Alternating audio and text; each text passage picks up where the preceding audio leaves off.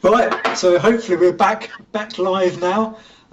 Great pleasure to be joined by James, who's the PRO. It's been a bit of a mixed bag so far. Can you just run through what's happening at the various clubs who've already started, please? Yes, of course. So I've been keeping an eye on the tracking all around the country, and it's really positive to see that we've had loads of clubs already out and on the water. We've had a different number of people competing at different clubs, some with just one boat out, some with a handful. I've looked at the conditions all around the country, and it's mostly really positive, possibly a bit on the lighter side in some areas, but in other places we've seen 10 to 15 knots. So it's looking like a really good day sailing. So those clubs which have still got the lighter conditions, what are they doing? Are some of them cracking on with it, or are people postponing, I hesitate to use the word, but waiting for better conditions, for windier conditions, that's more appropriate? Yes, I think a mixture really. Some clubs are cracking on regardless.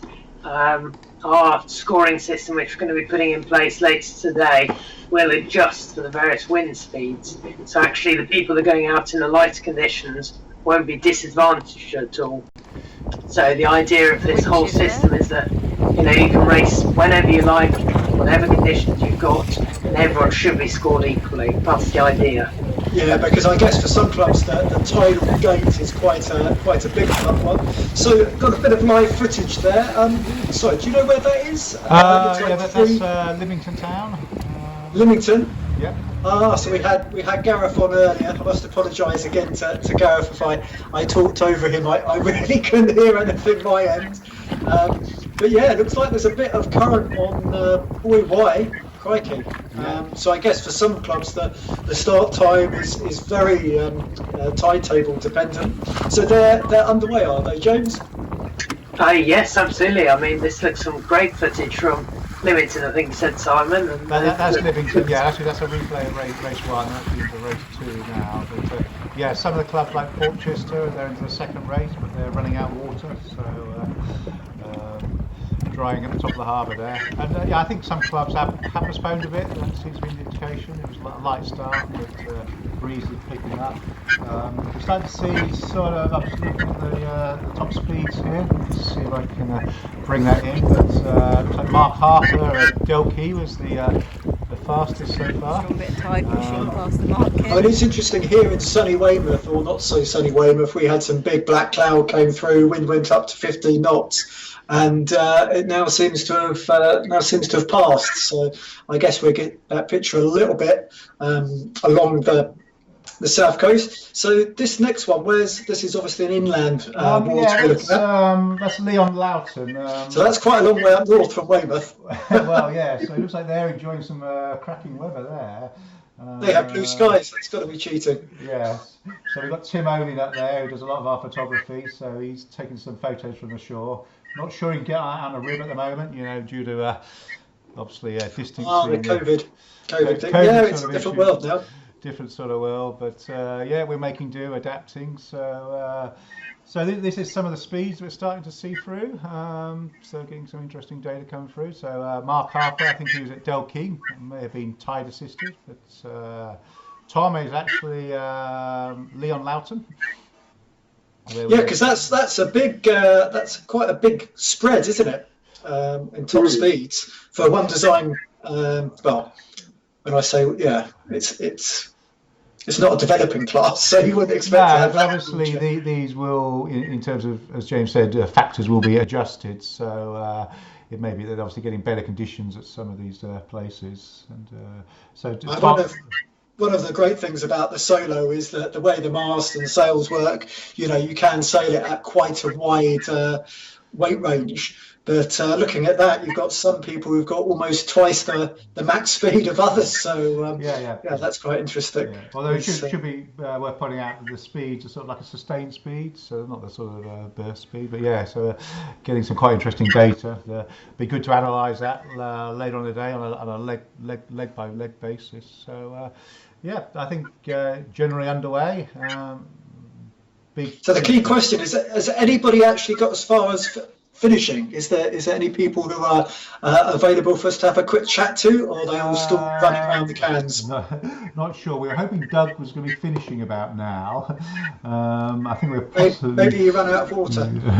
ran out of water, possibly. Just sort of seeing. We bring up his race.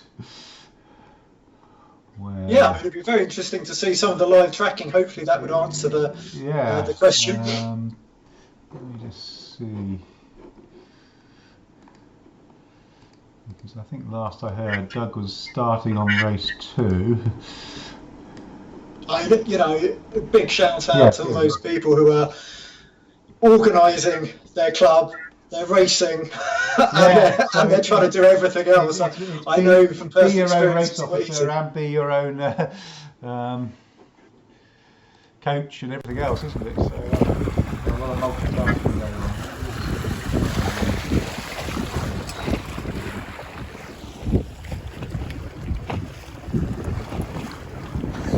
I must admit, I do like the sort of one design racing or same class racing. Here we go. So this is Portchester race 2.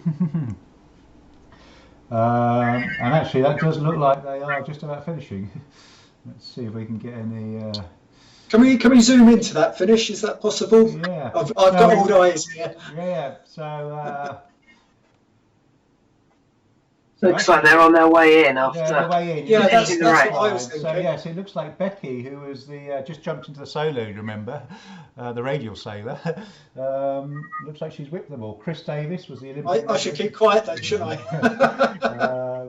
And it looks like Doug may be struggling a bit. I think he won the first race, but he looks like he's on the first thing. So yeah, could be well a radial sailor winning. Well, stranger things have happened. I don't know what to say. So yes, I guess we're a few minutes off from Doug being ashore. He looks like he's still off that finish line and coming in and so forth. So I guess probably the next slot, was it 3 o'clock? We'll probably I mean, I don't think there's ever been an event like this where there's such a difference in start times and finish times, and it's one of the things I was going to talk on the restart webinar next Friday.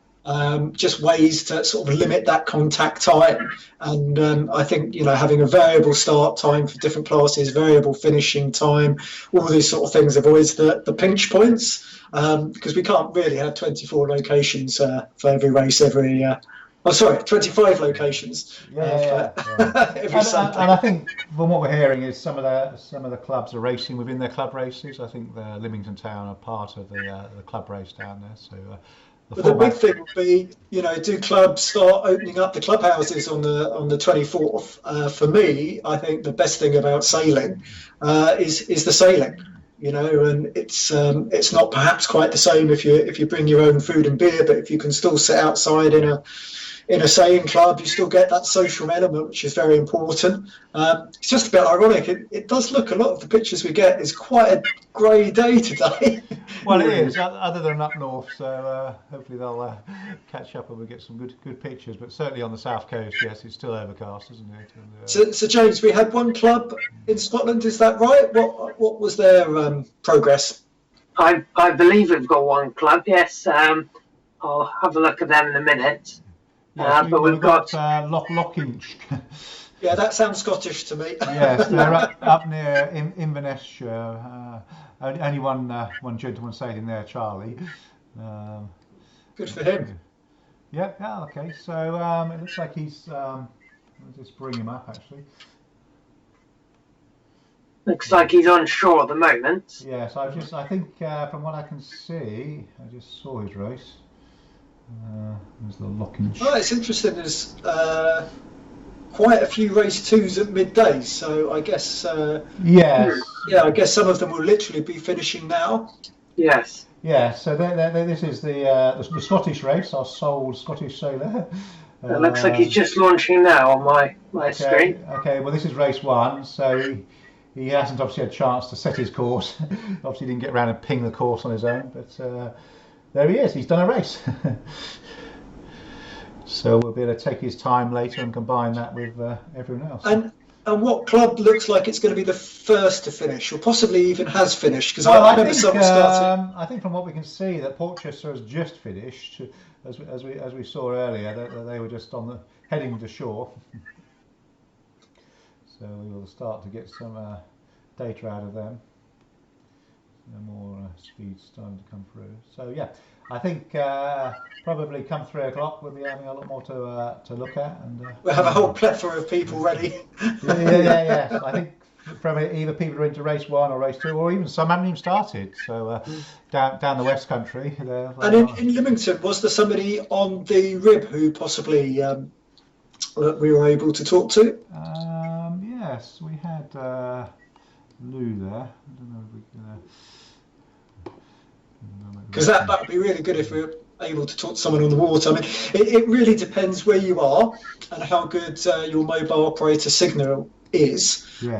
But there's lots of places on the south coast. I know from personal experience where actually there's very good signal when you're on the water. If you're somewhere where the signal isn't quite so good, it's always good to try and get close enough to the clubhouse if it's still got its Wi-Fi on, because we don't want to see too much pixelation. And the other thing, because there's a slight lag between the live and going out on Facebook, if it's possible to have earphones, it makes it much easier to understand. So not sure if we're going to get any more sailors. Yes, I had a quick look. I think Louise is sort of busy doing her day job or whatever. So yeah, no, that's very understandable. She's taking safety at the moment. My phone is full of missed calls. Right. Okay. Well, I think we've probably got enough of update for the moment, and we'll be back in a couple of hours' time. I think we said, didn't we? Yeah. So let's aim for 3. Good. Thank you very much. Thank you very much. Thank you.